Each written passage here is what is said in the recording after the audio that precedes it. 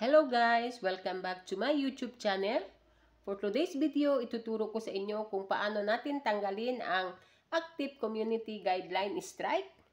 Kung bago pa lang kayo sa channel ko, please don't forget to subscribe, like, comment, share para lagi kayong update sa mga susunod kong videos. Okay guys, wag na natin patagalin pa at umpisahan na natin. Let's go!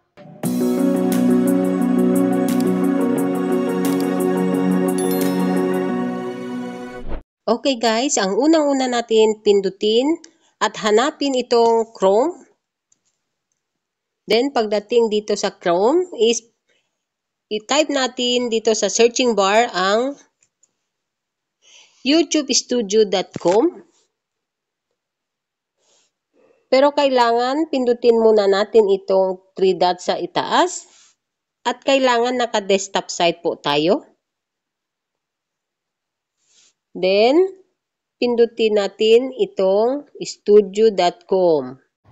Okay guys, pagdating dito is makikita ninyo itong nakalagay na Active Community Guideline Strike. May nakalagay na warning sign. At ilan months na nakalipas, andyan pa rin ang patak na warning sign. Ang kailangan lang natin gawin is take a short policy training to expand our community guideline warning. Okay, now pindutin natin itong warning sign para makaumpisa na po tayo.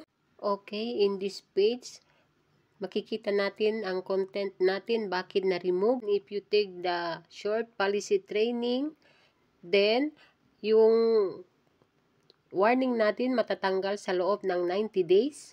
Then makikita natin itong content ko is violated. Kailangan pindutin natin ang take action para mawala ang violation. Alright, in this page is makikita natin ang training to dismiss the warning, appeal our decision. So, kailangan natin i-dismiss ang ating warning. Kailangan pindutin natin itong begin review. Then, pindutin natin itong read. Okay. Andito na tayo. Kikita natin, kailangan basahin natin itong read policy. Then, pindutin natin itong take a policy training. Kailangan i-complete natin itong short training, 7 question. Okay, about the training, have a 7 question in 15 minutes.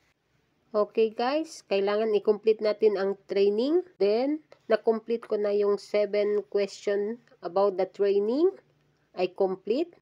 Then, dito na-complete ko na yung training ko. Siguro sa inyo is iba din yung community guidelines strike. Hindi tayo pare-pareho. Siguro natapos ko mga more than 5 minutes doon sa question, about sa 7 questions. Sa akin, violent or graphic content. Maybe sa inyong question is different. Okay guys, na-complete ko na yung training ko. Okay guys, hanggang dito na lang. Thank you for watching my video.